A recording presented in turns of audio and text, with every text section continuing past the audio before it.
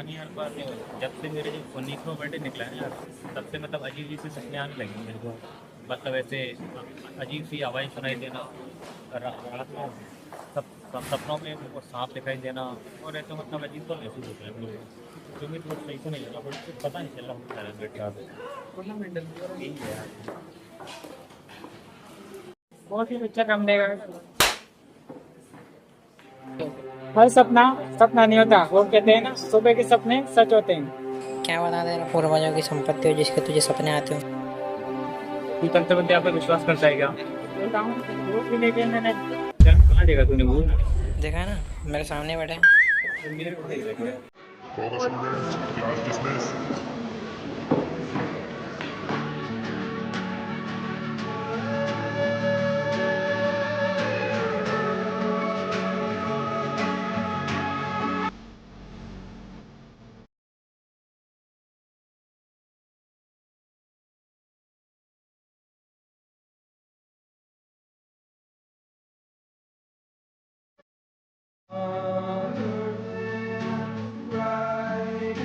Hello.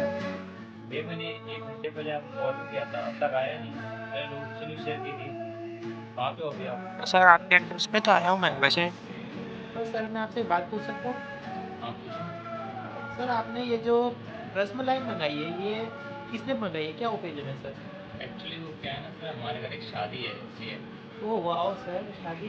किसकी शादी? तेरे बाप की।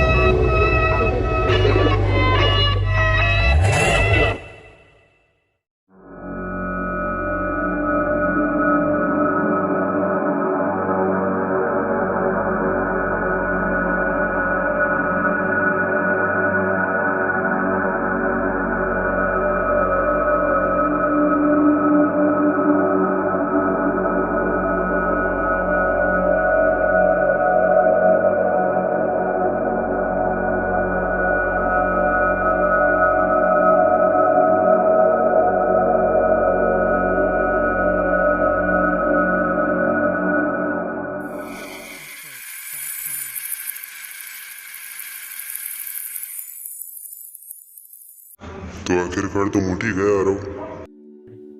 कौन हो तुम? मैं वही आवाज़ हूँ जो तुम्हें रोज सुनाई देती है जब भी तुम अपनी आंख बंद करते हो, या फिर तुम कह सकते हो उन्हीं अनेक आवाज़ों में से एक आवाज़ में भी हूँ। आप जो भी हो, प्लीज़ मुझे परेशान करना बंद कीजिए।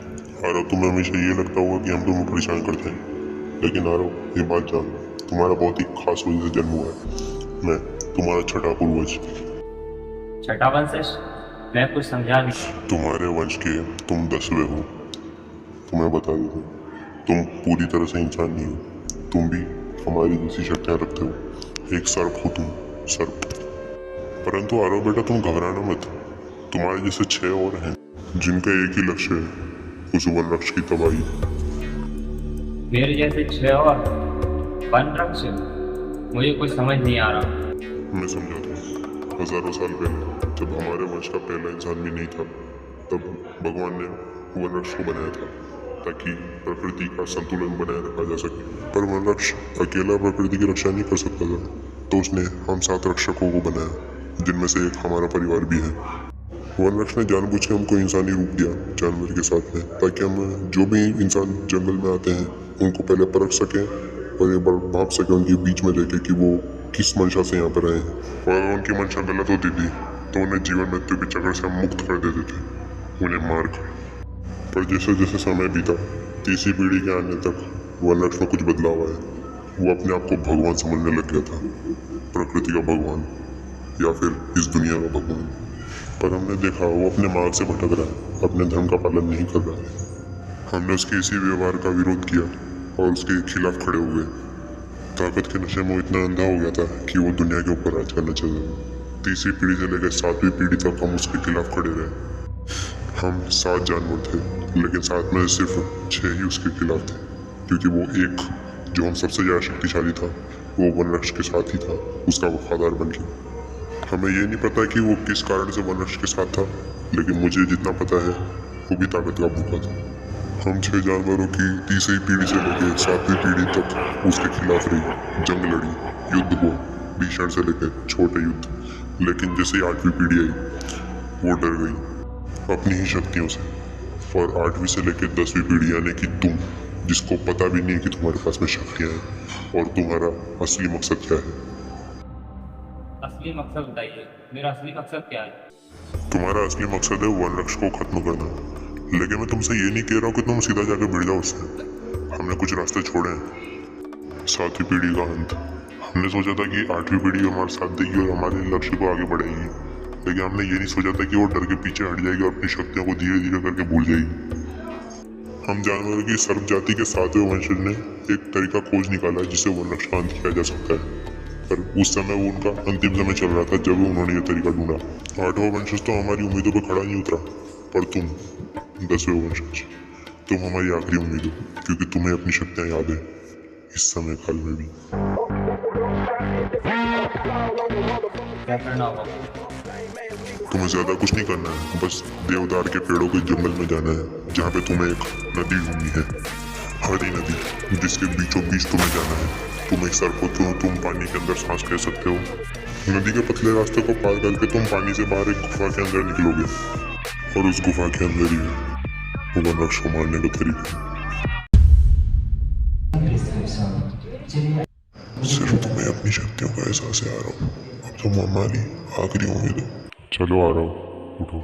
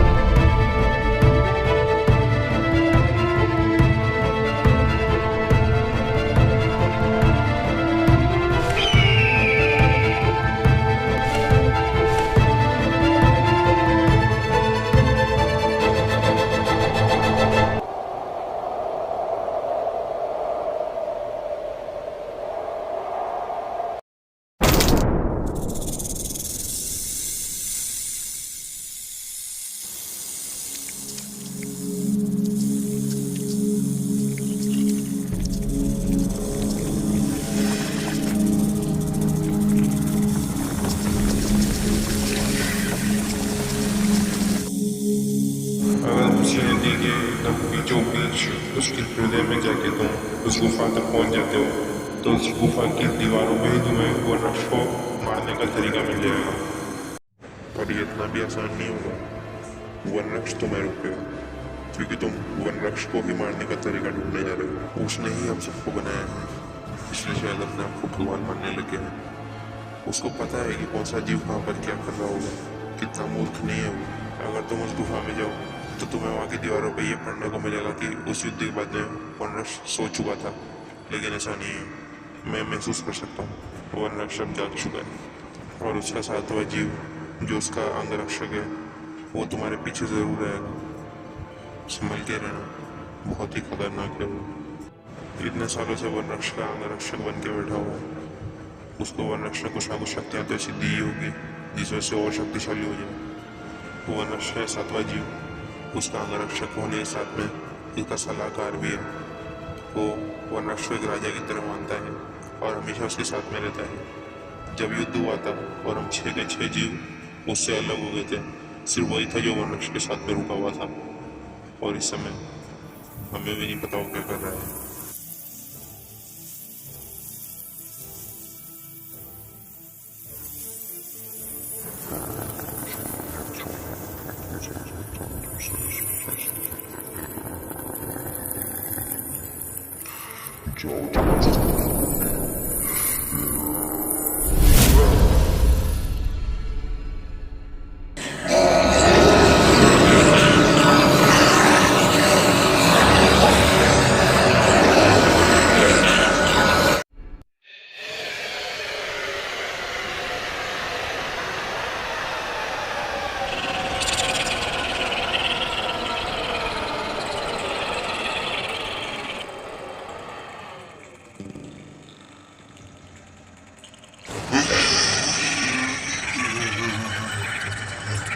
हाँ बेटा, घबराना मत, बस अपनी शक्तियों पर भरोसा रखो।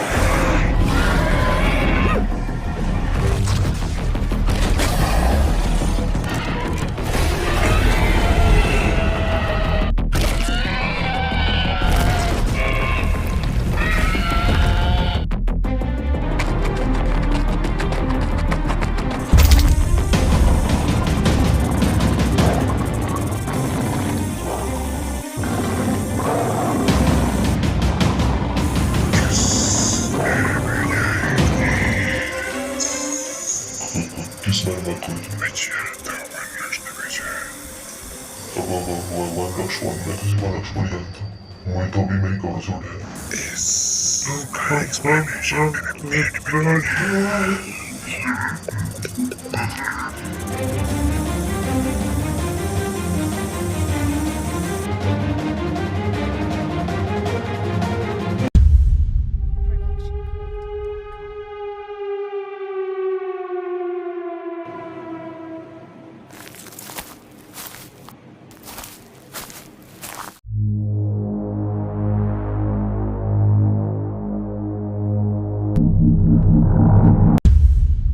हमारा मेन मकसद है हरी झील को ढूंढने का, उस पर ध्यान रखो।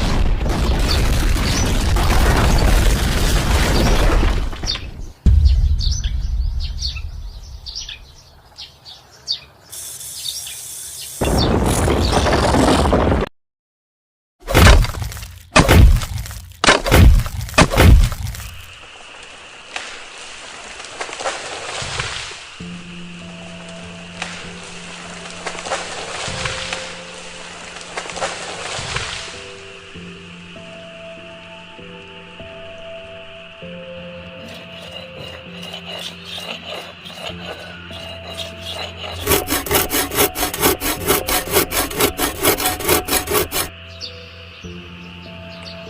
नदी तुमको महसूस हो जाएगी, तो वहाँ पे पहुँचते ही अपने आप में हो जाओगे। और जब तुम्हें लगेगा कि एक धड़कती हुई आवाज़ आ रही है तो तुम नज़दीक हो, तुम्हें वहीं पे छलांग मारनी है।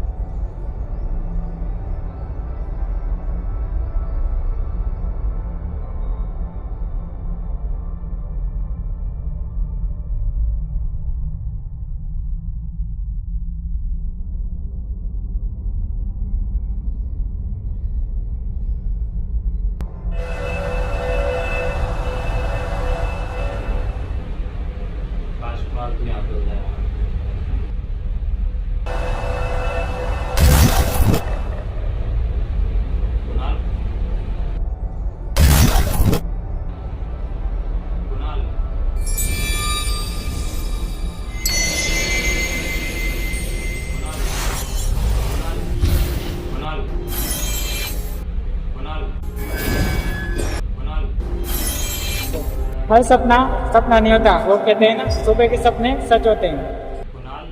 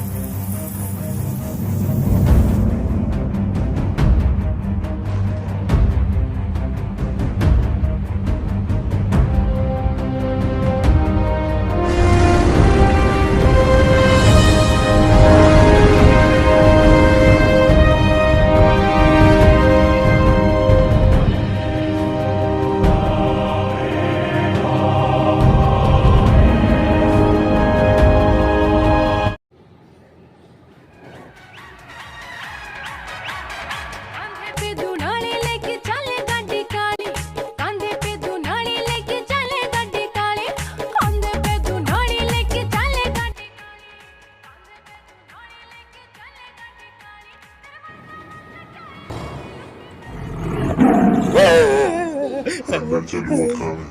उस पट्टी के ऊपर क्या लिखा है मेरे को भी समझ में नहीं आ रहा। थोड़ा बहुत तुझे आता है, समझा मेरे को भी। जल्दी कर पढ़। पागल जल्दी आ जा अंदर। भाई ये सब तो ठीक है, पर मेरे को बात समझ में नहीं आ रही है कि जैसा अपन ने सोचा था और जैसा अपनी डायरीज की एंट्री में था कि इस पट्टी के ऊपर अपने जो ये बन जाते हैं अपन, जो तू बैठा है मेरे साथ, इससे छुटकारा मिलेगा। छुटकारा तो दूर दूर दूर तक कोई उपाय भी नहीं है इसमें, उल्टा किसी वन वृक्ष के बारे में लिखा हुआ है इसमें। तू जानता है क्या कौन है? तेरी डायरीज में अगर लिखा हो तो। नहीं, दादाजी की डायरी में किसी वनरक्ष का नाम नहीं है। मेरे दादाजी की डायरी में तो ये लिखा हुआ है कि ये पट्टी हमको बता सकती है कि हम अपनी शक्तियों को कैसे काबू कर सकते हैं। है कौन ये बंदा? पता नहीं, पर नाम सुन के बहुत पुराना आदमी मालूम पड़ता है, जिसका अंकल इस पट्टी को ढूंढ रहे थे और जो काम सोचा वैसा बिल्कुल नहीं मिला। फालतू हमने इतनी मेहनत की और तू मेरे गले पड़ गया। क्या बोलते हैं कि वनरक्षी अपने को बताएगा कि हम अपनी शक्तियों से कैसे छुटकारा पाएंगे? पता नहीं।